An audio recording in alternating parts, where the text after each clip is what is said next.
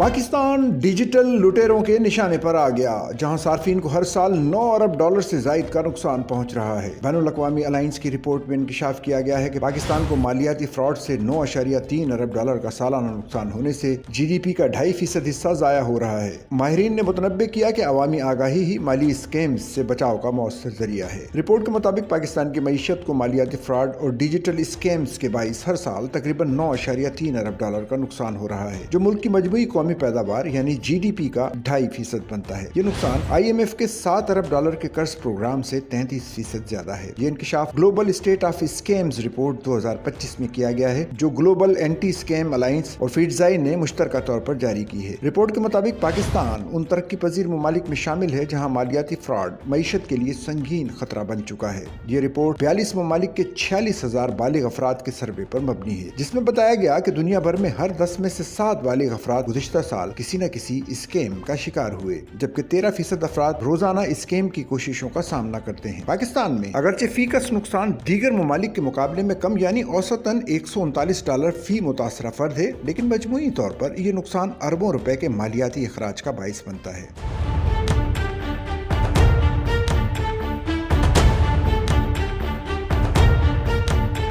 دنیا بھر میں گزشتہ سال کے دوران ایسے اسکیم سے 442 ارب ڈالر کا نقصان رپورٹ ہوا، جس سے عالمی مالیاتی نظام پر اس کے تباہ کن اثرات نمایاں ہوئے۔ رپورٹ میں مزید بتایا گیا کہ آن لائن خریداری کے فراڈ 56%، سرمایہ کاری اسکیمیں 48% اور جعلی انعامی اسکیمیں 48% دنیا بھر میں سب سے زیادہ عام ہیں۔ اسکیمز کے ذریعے سب سے زیادہ رقوم بینک ٹرانسفرز 29% اور کریڈٹ کارڈ 18% کے ذریعے لوٹی گئیں۔ پاکستان ایشیا کے ان ممالک میں شامل ہے جو ڈیجیٹل اسکیمرز کے لیے آسان ہدف بن چکے ہیں۔ یہاں فراڈیے مختلف حربے استعمال کرتے ہیں تاکہ صارفین کی محنت کی کمائی لوٹ سکیں۔ اسٹیٹ بینک آف پاکستان کے senior joint director cyber risk management Rehan Masood کے مطابق مالیاتی فراڈ اور اسکیم میں فرق سمجھنا ضروری ہے۔ ڈیجیٹل بینکنگ اور والیٹ اکاؤنٹس کے غلط استعمال کے امکانات اب نہ ہونے کے برابر رہ گئے ہیں، کیونکہ اسٹیٹ بینک نے سائبر سیکیورٹی کا فریم ورک مزید مضبوط بنا دیا ہے۔ انہوں نے بتایا کہ اب کوئی بھی بینک اکاؤنٹ غیر شناخت شدہ ڈیوائس استعمال نہیں کر سکتا، حتیٰ کہ قانونی اور مجاز صارفین کو بھی نئی ڈیوائس پر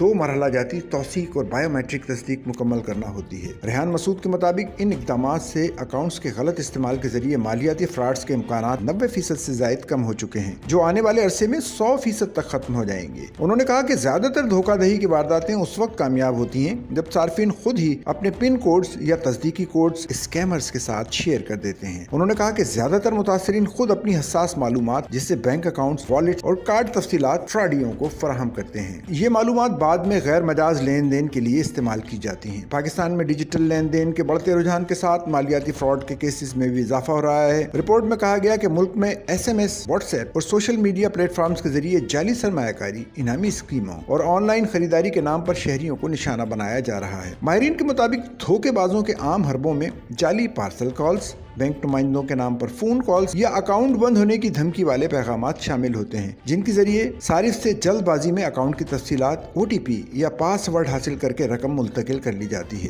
جیز کیش کے head of corporate communication and customer care Khayyam Siddiqui نے کہا کہ جیسے جیسے پاکستان کیش لیس معیشت کی طرف بڑھ رہا ہے، صارفین کو مالیاتی فراڈ سے بچانا پہلے سے زیادہ اہم ہو گیا ہے۔ انہوں نے کہا کہ دھوکہ دہی کے طریقے مسلسل بدل رہے ہیں، فشنگ کال سے لے کر جعلی ایپس تک، اس لیے ٹیکنالوجی کے ساتھ آگاہی اور تعلیم بھی ضروری ہے۔ اسی مقصد کے لیے جیز کیش اور دیگر اسٹیک ہولڈرز نے اسٹیٹ بینک آف پاکستان کی سرپرستی میں ایک ملکی سطح کی آگاہی مہم شروع کی ہے، تاکہ صارفین کو مالیاتی اسکیمز، ان کے طریقہ واردات اور بچاؤ کے اقدامات سے آگاہ کیا جا سکے۔ انہوں نے کہا کہ یہ اقدام ڈیجیٹل مالی خواندگی اور صارفین کے تحفظ کے فروغ کے لیے اہم قدم ہے، جو پاکستان کو ایک محفوظ اور بااعتماد ڈیجیٹل فائنینس نظام کی طرف لے جا رہا ہے۔